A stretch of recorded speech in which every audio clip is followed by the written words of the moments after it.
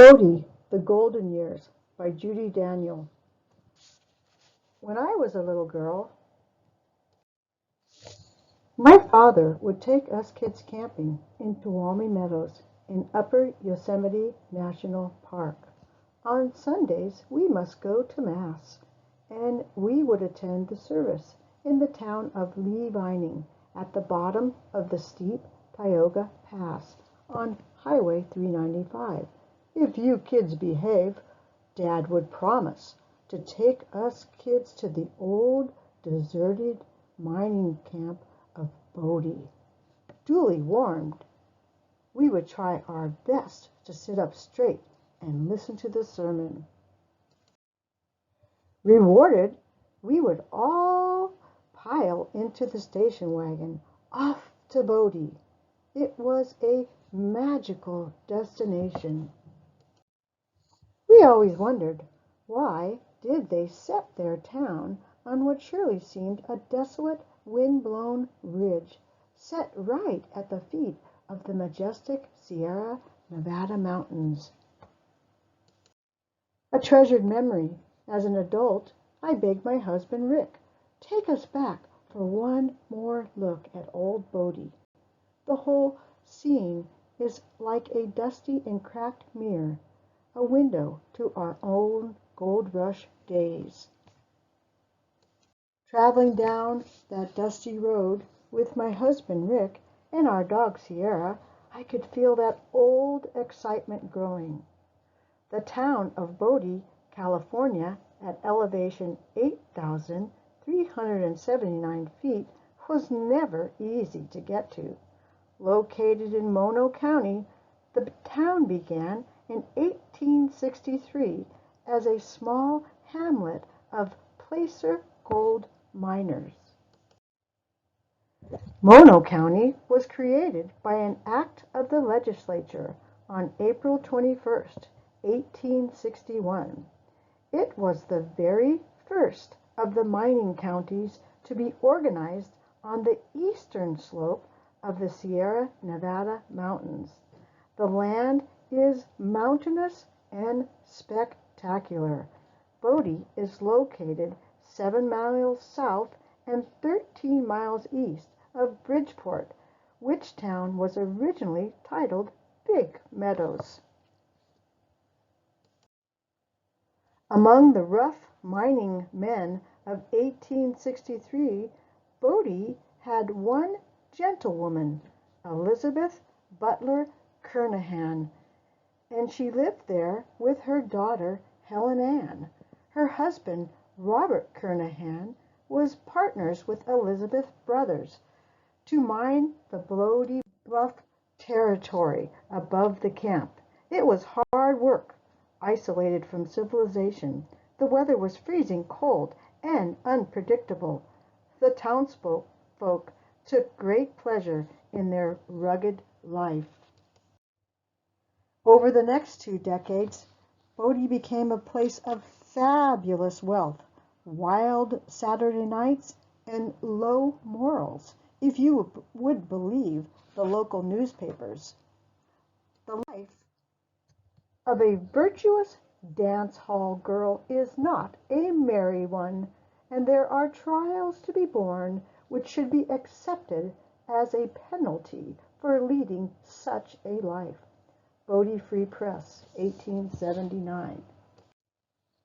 Bodie has 3 kinds of time: fast, slow, and good times. The Bodie Free Press, 1879. In the decades from 1860 to the 1940s, there was an almost constant frantic hunt for gold in this high-altitude, tumbleweed territory. There were not many trees, and what was there was quickly burned to fuel the big stamp mills that ground the rock that the miners dug out from the bowels of the earth. Ordinary people, like our gentle Elizabeth Butler, leave a very faint footprint. The other women, such as Susie Bill of the local Kuzadika native people, are almost obliterated by the passage of time. The Chinese children of Bodhi have left nothing but the faintest wisp of a long burned out exotic incense from their Buddhist temple. The gold miners, the Bodhi gold miners and their families have left some traces in the families of Joseph Beck and Alice Beck, who lived in Bodhi most of their lives. The leading family of latter Bodhi, the James and Delilah Caines, are preserved in sepia glimpses, census records, and valiant local deeds and lore. This is their story. It is not the story of the saloons and the lost doves.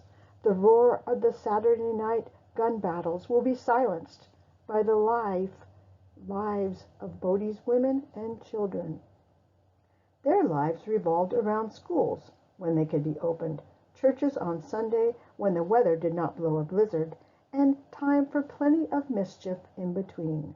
Every Western town organized a school for its youngsters as soon as they were able, and built churches when there was money to spare, not always for the glory of God, but for the connection to their former lives that these buildings gave to the people of the western frontiers. In the early days of Bodhi, there were no stores at all. Every item had to be freighted in over long distances by wagons on toll roads. Cooking was done over a wood fire at first, at a hearth, or even out of doors until a fireplace could be built. Meals were high in fat and very salty, but families were working from dawn until dusk, often in freezing weather. These diets were welcome meals.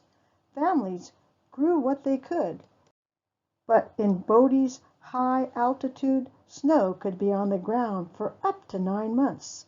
The rest of the season could be blazing hot and peppered with torrential downpours. Preserving produce was very primitive. Most foods had to be eaten immediately. Meats could be dried and heavily salted to keep from rotting. It was the women who cooked over these primitive stoves.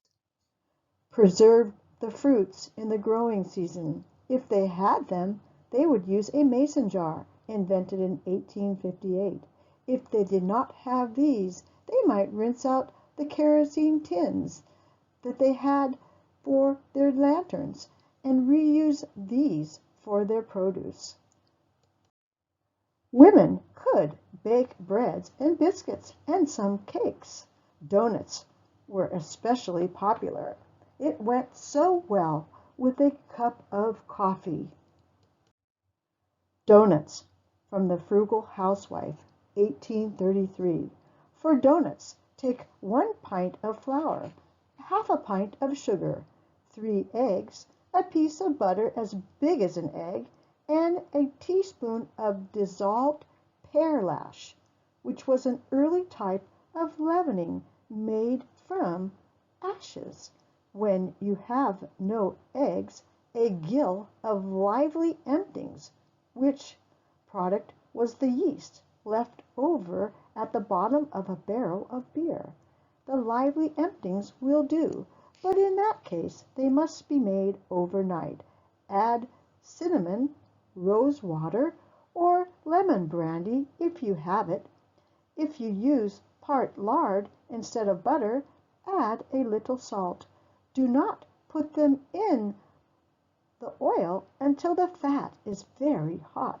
The more fat that they are fried in, the less they will soak up. They could gather greens and herbs and boil potatoes to make stews.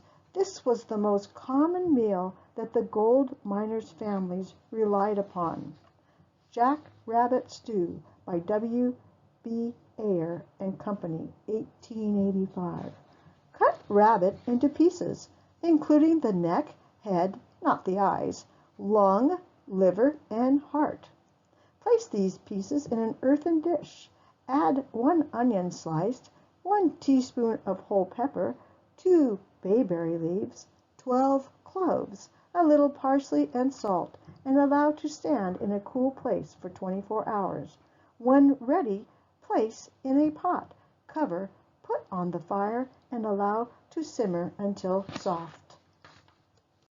Laundry was an all-day affair. It involved carrying water to fill a big kettle on the fire or the stove, scrubbing the clothing by hand with hand-made soap, and repeatedly rinsing until the clothing was clean enough and the housewife was satisfied. Soap making, Mabel Mertz, the way we used to do it. Finely chopped fat, cooked down in a large pot until the cracklings are floating. Skim the cracklings and reheat, adding lye and water. Stir. Boil. Pour it out like soft cheese into a flat dish and dry. Cut up and store. The California Gold Rush started as a male-dominated adventure. As time went by in the 1860s, more wives joined their husbands. A lady did not live alone or work in a bar or a dance hall. Fancy girls danced. Sporting girls were prostitutes. Both were looked down upon. Virtuous ladies held themselves to the highest moral standards and became the cornerstones of the new gold towns like Bodie. Women could do work, but only as cooks, bakers, dressmakers, or house cleaners. Single women with some education could become teachers, but after marrying, they had to retire. Widowed women were at the mercy of their own wits and talents. No one was harder on a fallen dove than the other women. Tracing Elizabeth Butler as the first recorded gentlewoman to live in Bodie is painstaking with many gaps in her story. She was never famous, just a hard-working woman who lived and died a century ago. She took the names of 3 men. Robert Kernahan, who left her high and dry in Bodie to go off to another gold adventure in Washington State, and was the father of her only child, Helen.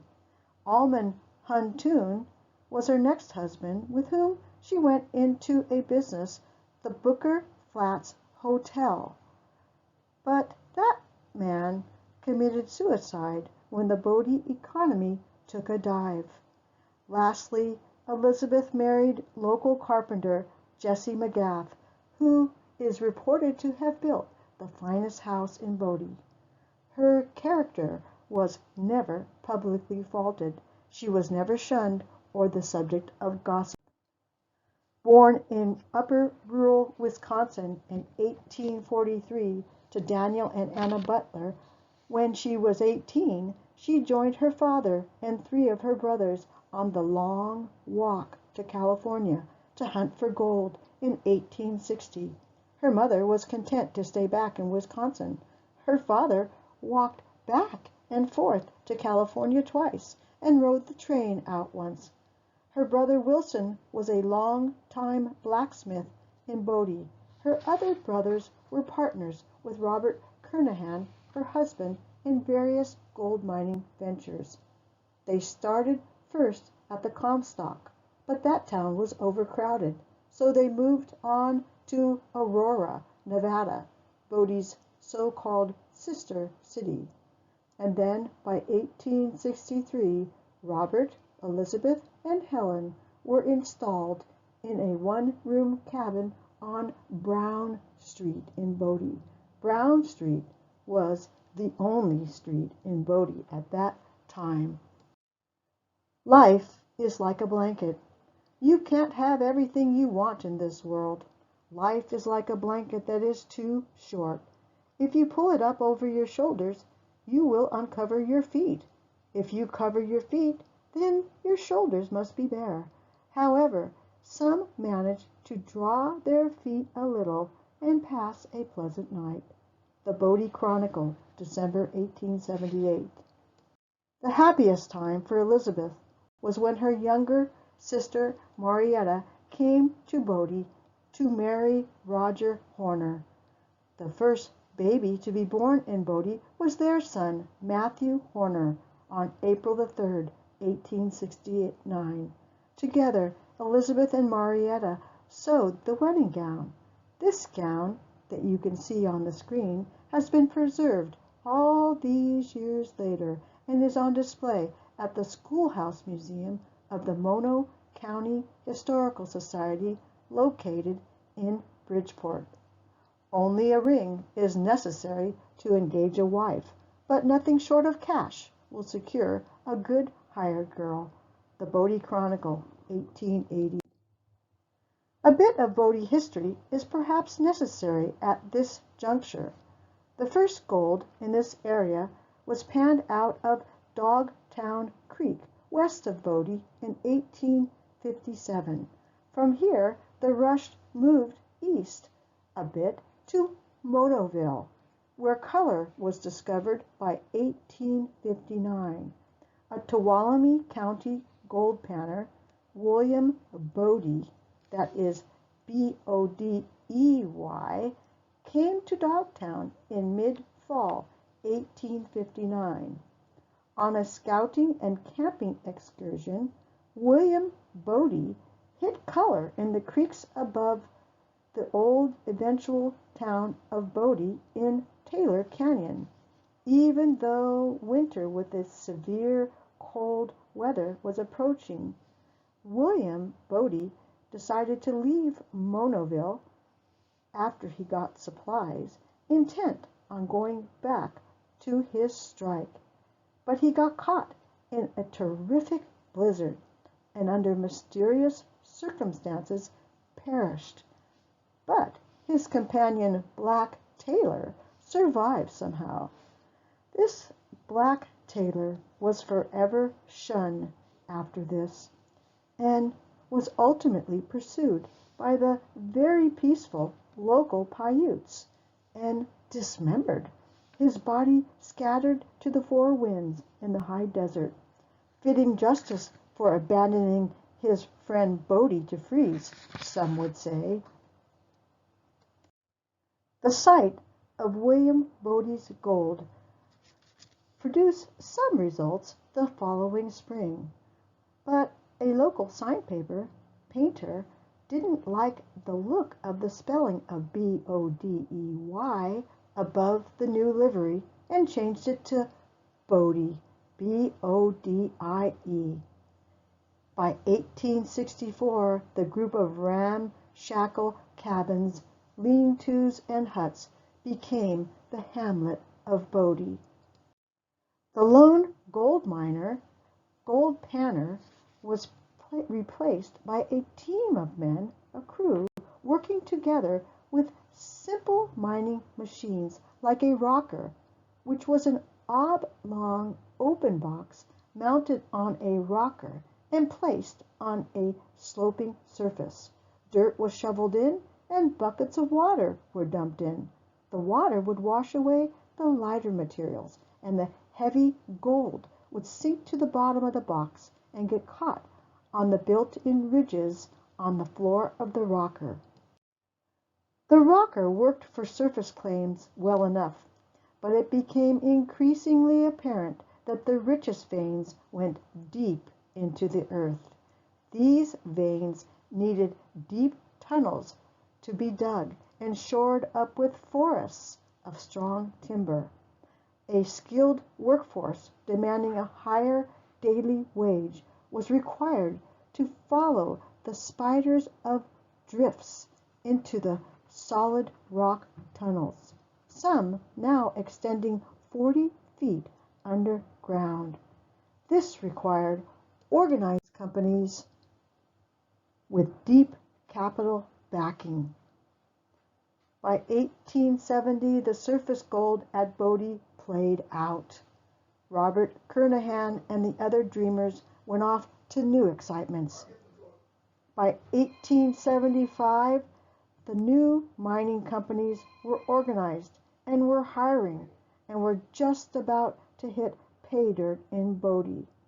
In 1877, a very rich vein of deep Turanian gold was located on the Bodie bluff. The Bodie rush went into high gear. All aboard for Bodie. Bodie has a population of 1,500. About 600 of these are out of regular employment. There are 17 saloons, 5 stores, 2 livery stables, 6 restaurants, 1 newspaper, 4 barber shops, 2 butcher shops, 1 fruit store, 4 lodging houses, 2 boot shops, 1 tin shop, a jewelry store, 1 saddle shop, 2 drug stores, 3 doctors, 4 lawyers, a post office, an express office, 15 houses of ill fame, 1 bakery, 2 blacksmith shops, 2 lumber yards, 2 daily stage lines, the usual secret societies, and a miners' union. Lots are worth from $100 to $1,000. Lumber sells for $70 to $100 per 1,000 feet. There are 6 or 7 good mines and about 700 locations for mines. The Reno Evening Gazette, February 20th, 1878. Gold. But a few short months ago, Bodie was an insignificant little place. Now she is rapidly growing in size and importance. People are crowding in upon her from far and near. And why? Because of the rich discoveries of gold, yellow, glittering, precious gold. The base of man and yet his antidote, his blessing and his curse, his happiness and his misery, the rich man's strength and the poor man's weakness. The Bodie Standard, November 7th, 1877. A great many strangers come to Bodie daily to take a look at our mines. They seem to go away well satisfied that they have seen the gold king of the world. The Bodie Standard, November 7th, 1877. Payday. Last Monday, the Standard Mine Company paid out $40,000 to employees, wood contractors, and our merchants. The Bodie Standard, November 7th, 1877. With so many miners and families in town, the next thought was to form a school for the children. Teachers on the frontier previous to the gold rush were generally men. Schools were funded by property taxes, open only to white children. Later, segregated schools were created for non-white children. These were formed upon strict Christian philosophy and were boarding schools. The children would be taken from their families, forbidden to speak their native tongues, and separated from their cultural heritage. When men moved into more profitable occupations, women were called upon to fill this void, but only for unmarried women. If a woman married, she could no longer be a school teacher. The low pay left most of these single women to bunk in with the families of their pupils. Schoolhouses were public buildings and were the center of social life in the community. Ministers would hold services, and communities would have social events there as well. Public school.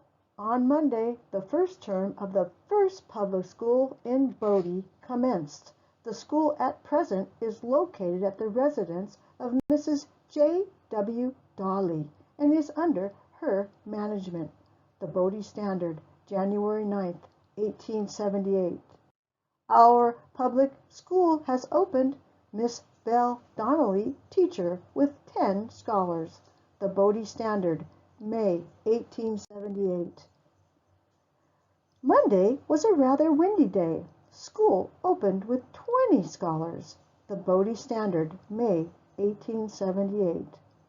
The original McGuffey Reader, which was finally published in 1830, was the main book used in the school systems on the West.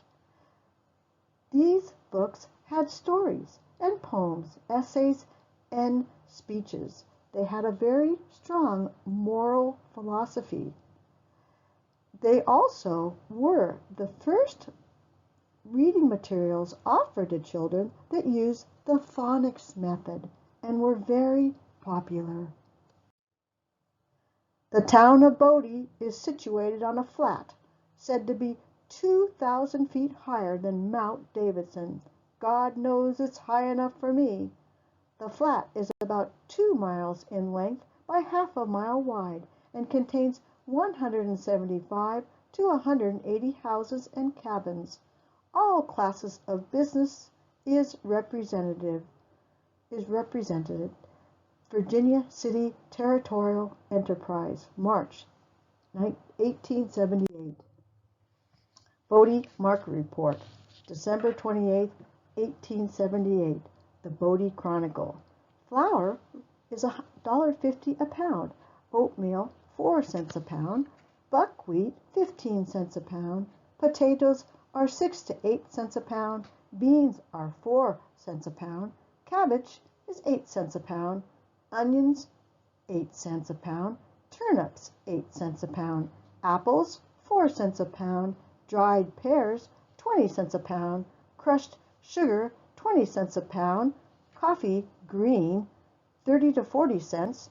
Tea is 50 cents to $1.50 per pound. Coal oil is $1.25 per gallon. Candles are $1.50 a box. Butter is 45 cents a roll. Eggs are 75 cents a dozen. Bacon is 25 cents a pound. Wood, $14 per cord. Children's clothing.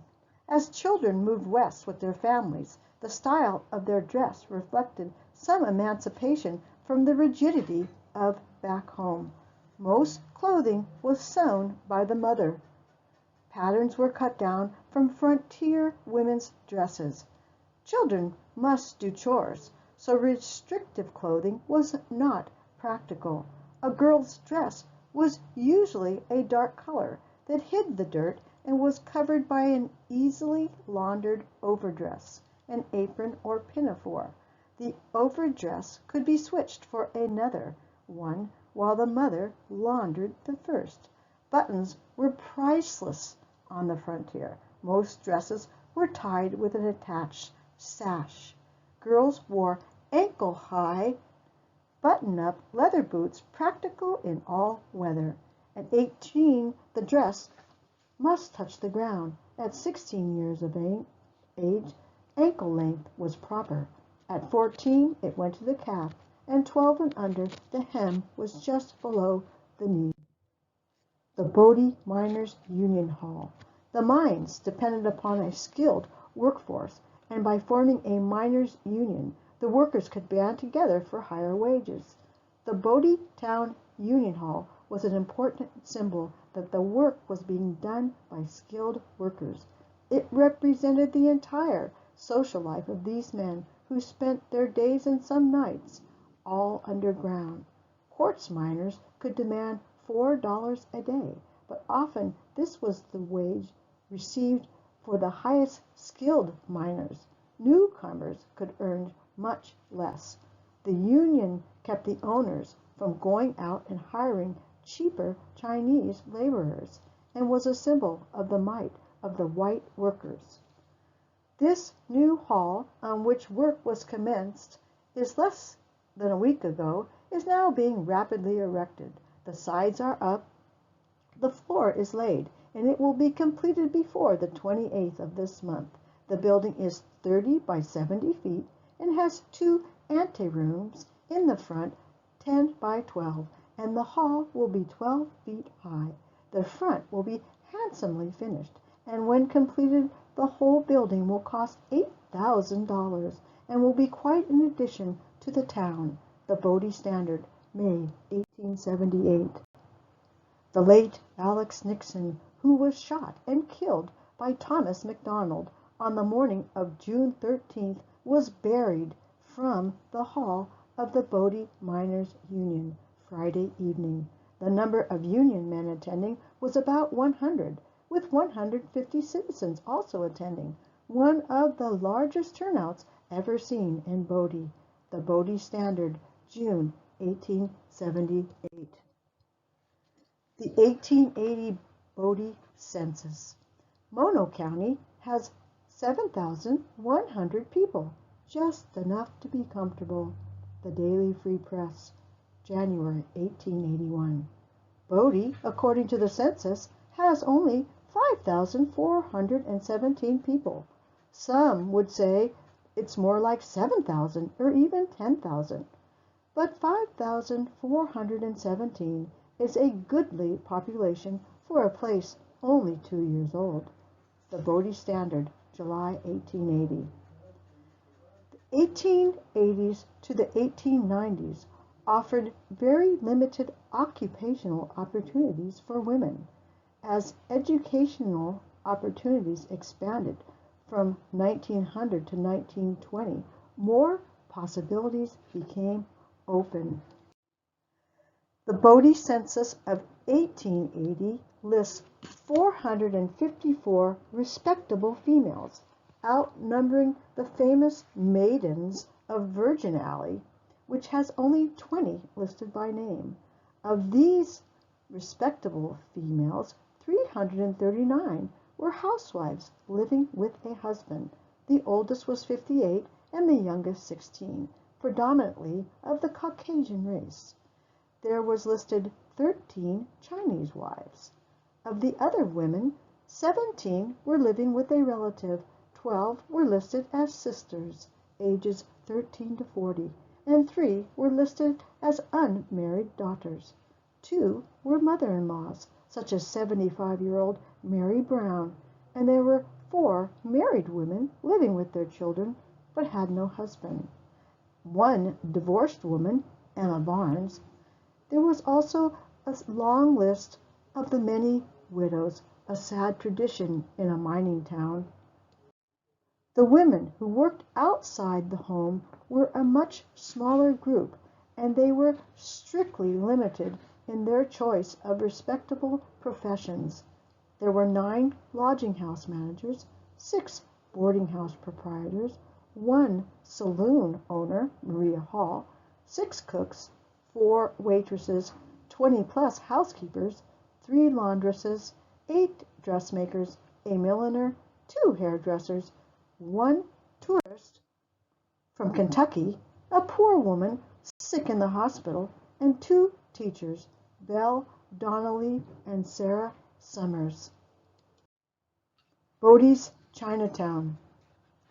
King Street in the far western section of Bodie housed the Chinese.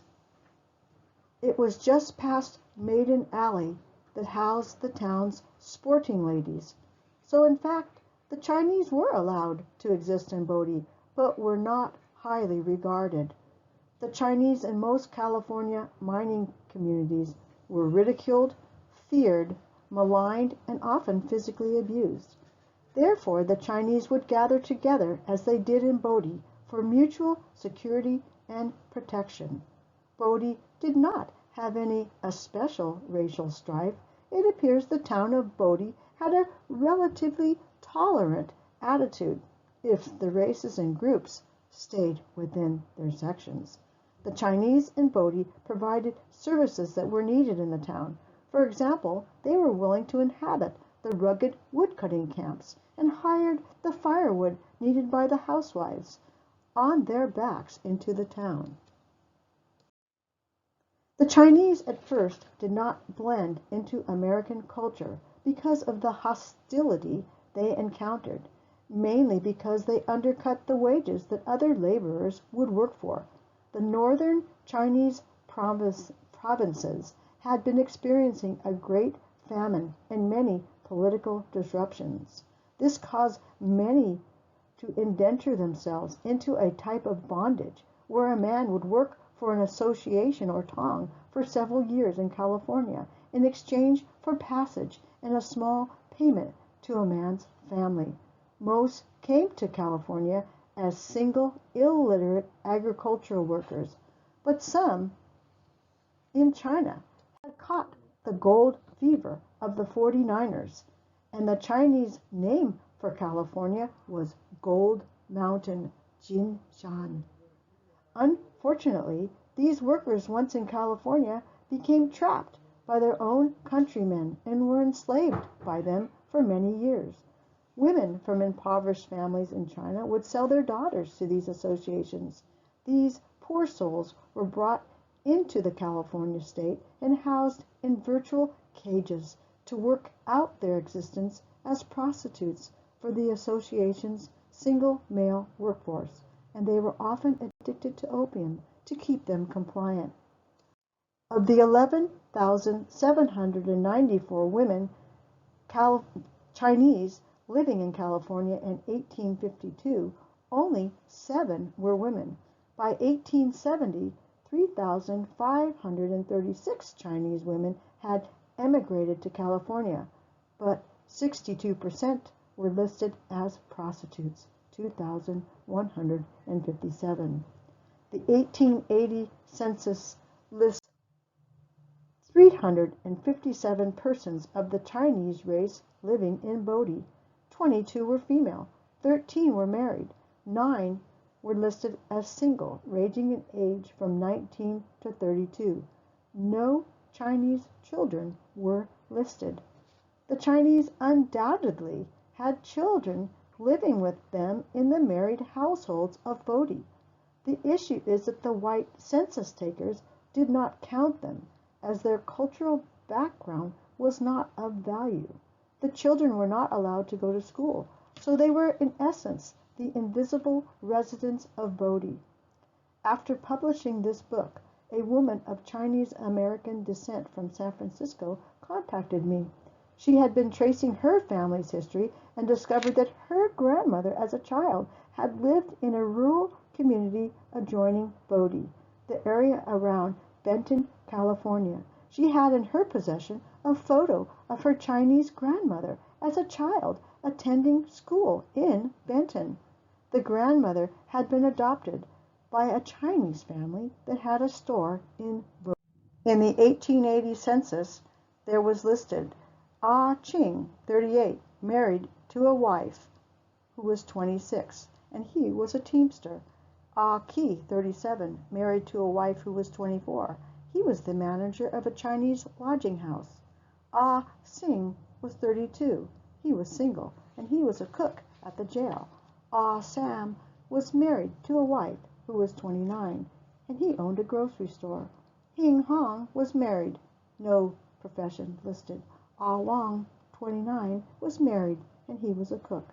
You will notice the census counter did not bother to name the wives.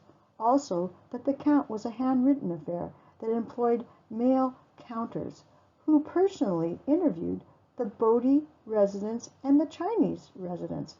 It seems the real Chinese surnames are morphed into the ah sound. Whether that was an accurate translation of the Chinese names is very questionable. Bodie and the native Paiute or Kuzazita Mono Lake peoples. Just as the Chinese were allowed to coexist with the Bodie residents, the original inhabitants of the Bodie Hills were allowed to coexist, as long as they stayed virtually invisible.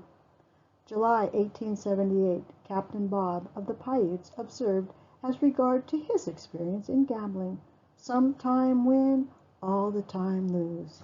The native people of the Bodie area, which extended from the town of Bodie, the bluffs surrounding it, down to Mono Lake and into the Owens Valley, originally was comprised of several tribal groups with overlapping cultural beliefs and some variations in language. As a whole, they were hunter-gatherers, small game hunters, fishermen, and they did cultivate native grasses and seeds. They were excellent harvesters of what the dry, almost desert, high elevation area could offer. Each season, these groups, who lived in small extended families, would rotate in a small territory to harvest the seasonal plants and animals. The northern family groups were more passive historically than the southern peoples. The Mono Lake Kuzadika were among the most passive and resilient. When they could not stop the whites from taking over the Bodie diggings, they chose to barter with them, and as much as possible to avoid the decadent culture of the Bodyites.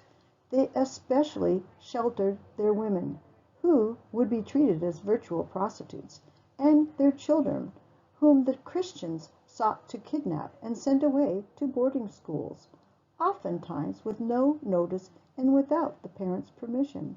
These children would be taken for several years, stripped of their native dress and language, and come back to a white society that had no place for them, and their native cultural family groups had no understanding of them either. Sarah Winnemucca was the daughter of the Paiute chief Winnemucca. She herself was re-educated to wear Western dress.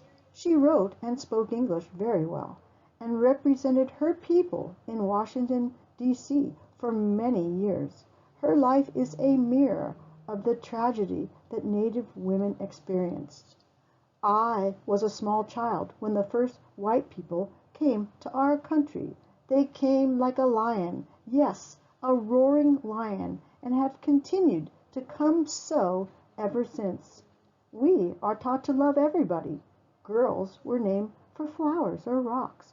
Only her people know and speak this secret name. A girl is never forced to marry against her wishes by her parents. I do not know how we came by the name Paiute. It is not an Indian name. Sarah Winnemucca, Life Among the Paiute.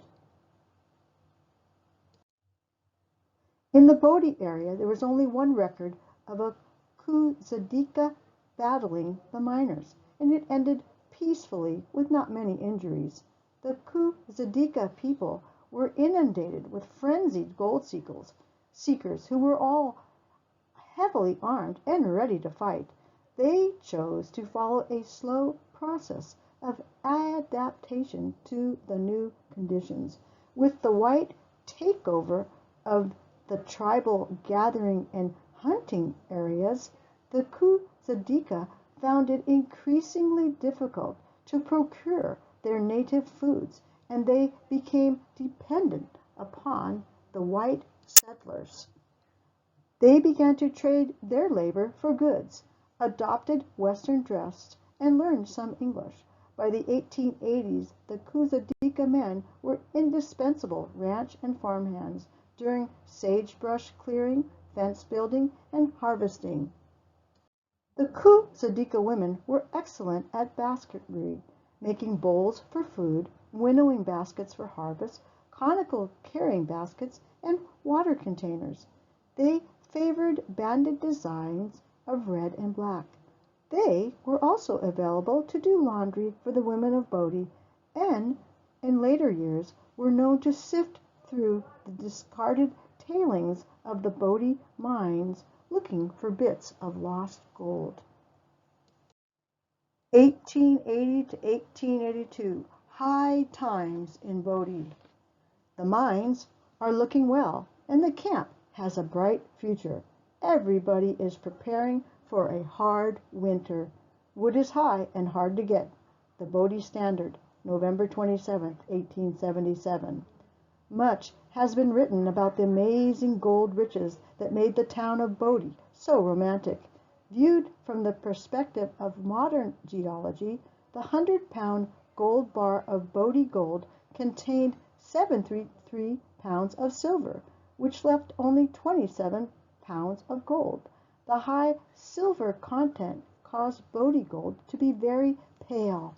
Gold bullion is rarely pure, usually containing silver, lead, iron, copper, and sulfur. The best of the Bodie gold was worth about $12 per ounce. The lesser bars with more impurities sold for $3 per ounce. but the mines were fabulously successful, and investors were profiting $1 a share, big money for the times. It was not just gold that made money in Bodie. To haul all the goods, machinery, timber, etc. to Bodie required freighters, wagons, horses, mules. There was good money to be made in hauling freight. The timber industry, which was essential to the development of hard rock deep mines, had to be brought in from other places because there were no trees near Bodie. The stamp mills that refined the mined ore had to have large quantities of firewood to fuel its constantly thumping machinery that run the steam engines. The very houses that the families built and the necessary items that they needed to live, the wooden hotels, the lodging houses, the restaurants to serve all the visitors, miners, tradespeople must have milled lumber.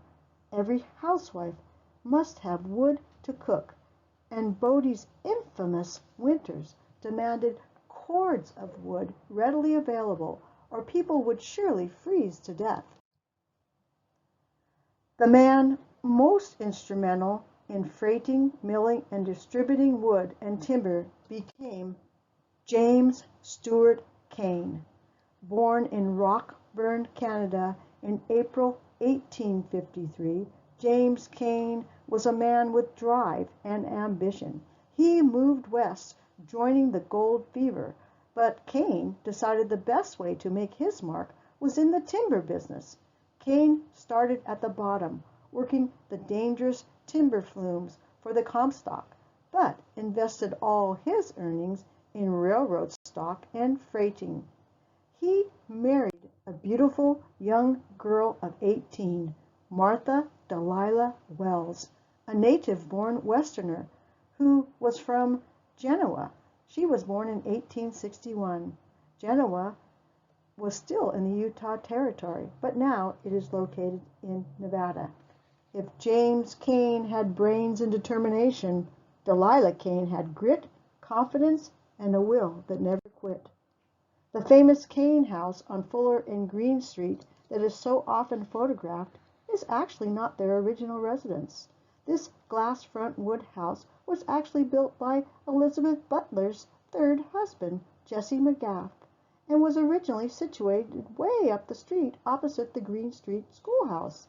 The people of Bodie were very inventive when it came to moving empty houses. You must know that with no indoor plumbing or electrical wiring, most Bodie houses were freestanding structures set on a piled stone foundation.